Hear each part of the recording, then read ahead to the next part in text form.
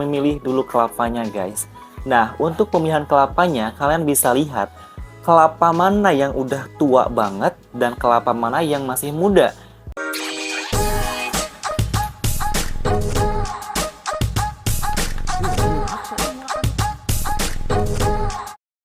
Halo Sobat Bumi semuanya, balik lagi bersama kita di sini di channel YouTube-nya Hasil Cipta Bumi, channel yang akan ngebahas seputaran buah kelapa, pisang, dan juga minyak kelapa. Untuk di video kali ini, kita akan membahas seputaran bagaimana cara produksi PCO skala rumahan atau skala usaha juga.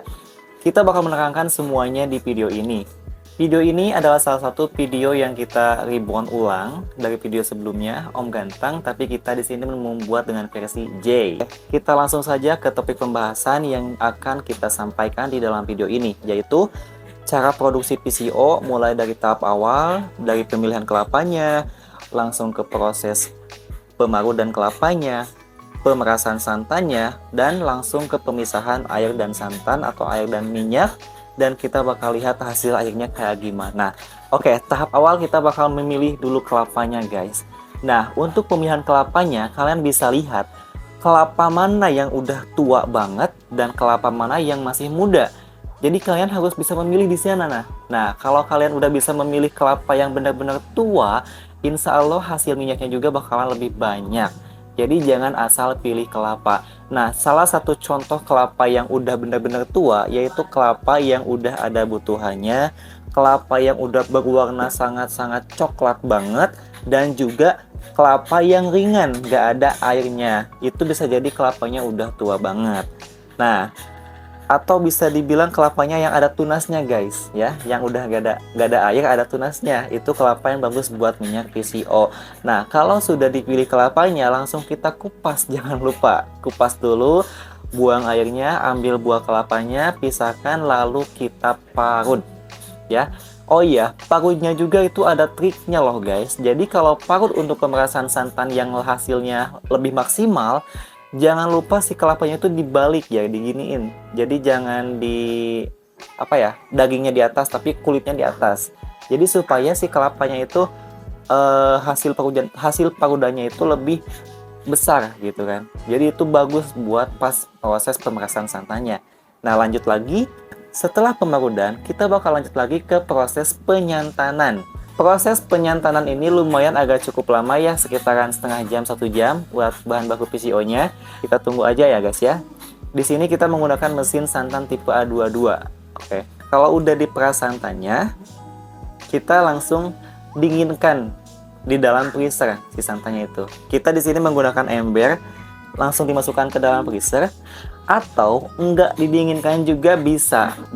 Bagaimana caranya? Caranya dengan cara si santan dalam wadah 1 ember itu kita takar menggunakan 10 kilo santan air yang enggak dingin dan dicampur dengan 5 kilo atau 4 atau 3 kilo santan yang udah beku.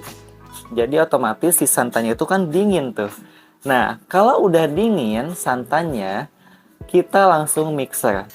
Mixernya kita di sini menggunakan bor ya guys, menggunakan alat-alat yang sederhana yang bisa kita manfaatkan. Jadi di sini itu kan kita produksinya skala rumahan atau skala usaha kecil lah, UMKM, bukan pabrik besar, tapi kita berusaha untuk memaksimalkan fasilitas yang ada ya. Jadi kita memanfaatkan, karena kita anak muda, jadi kita harus belajar terus memanfaatkan hal-hal yang bisa menghasilkan cuan gitu kan, tanpa mengeluarkan modal yang banyak.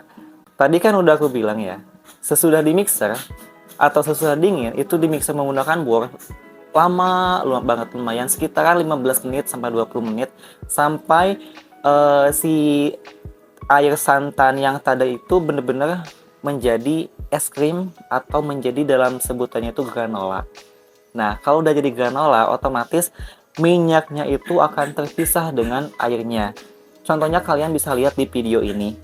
Nah, ini kan ada 3 wadah ember ya.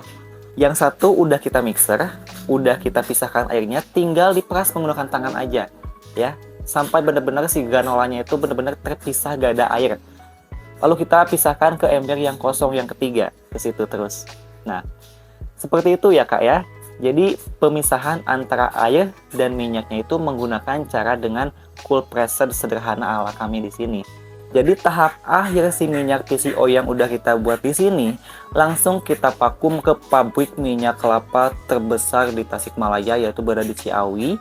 Kita vakum di sana. Nah, kalau udah divakum barulah kita kemas ke dalam kemasan yang ada di belakang saya ini. Kalian bisa lihat ya, di sini ada PCO yang benar-benar minyaknya bening banget. Nah, bisa kalian lihat nih, ini PCO kemasan 1 liter juga ada.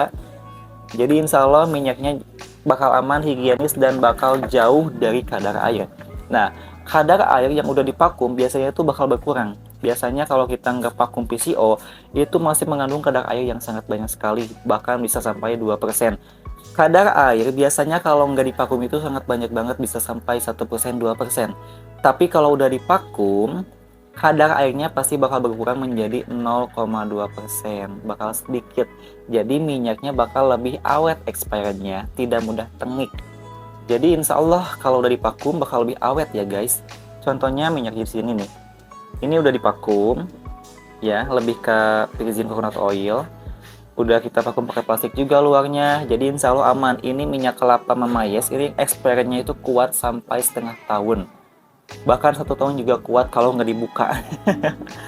Jadi begitu ya guys, cara produksi PCO skala rumahan atau skala UMKM ala kita di sini di Lapak Hasil Cipta Bumi. Nah, sobat bumi semuanya, jadi itu saja yang bisa aku sampaikan cara-cara produksi PCO. Jadi itu yang bisa aku sampaikan cara-cara produksi PCO skala rumahan atau skala UMKM ala kita di sini di Lapaknya Hasil Cipta Bumi. Jadi teman-teman sobat bumi semuanya, buat kalian yang mau nanya-nanya atau kalian punya ilmu, silahkan bagikan kepada kita di sini, ditulis di kolom komentar di bawah ya. Nanti kita sharing di sana. Dan untuk video kali ini cukup segitu aja. Buat kalian, thank you banget udah nonton. Semoga videonya bermanfaat dan jangan lupa simak ini. Seperti biasa, dikunya. Waalaikumsalam semuanya. Bye bye dan sampai jumpa di video selanjutnya.